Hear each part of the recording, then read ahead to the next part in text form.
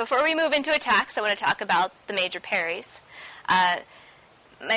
We label our parries with numbers. So my parry number 1 is off to my left side, my palm down. I'm protecting this area of my body.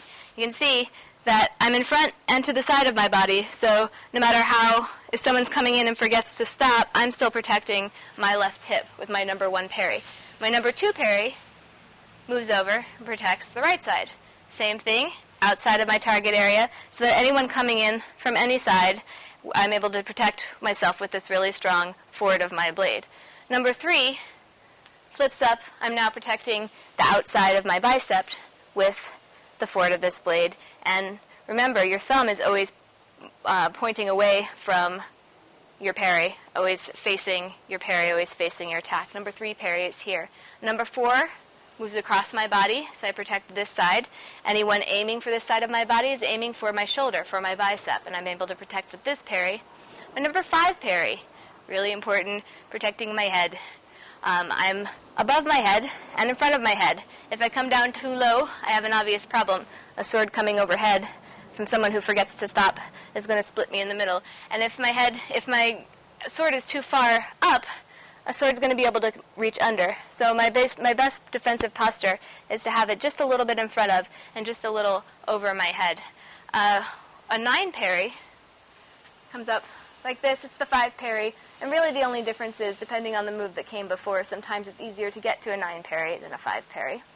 Your 7 parry is just like your 1 parry, only your palm is supinated, so it's in reverse. And same thing. Coming from here, sometimes it's easier to flip into a number 7 parry than to come down and flip into a number 1. And my 8 parry just protects the other side. Same thing, my palm up. Ken is going to demonstrate the parries, and I'll come in at attacks, and you can see how he stops each parry as it comes in. So, sorry. Yeah. And Ken's going to help me demonstrate parries by coming in on some attacks. So, and my 1, let's see, my 2, my body's protected, my 3, and my 4, 5, 9, 7, 8.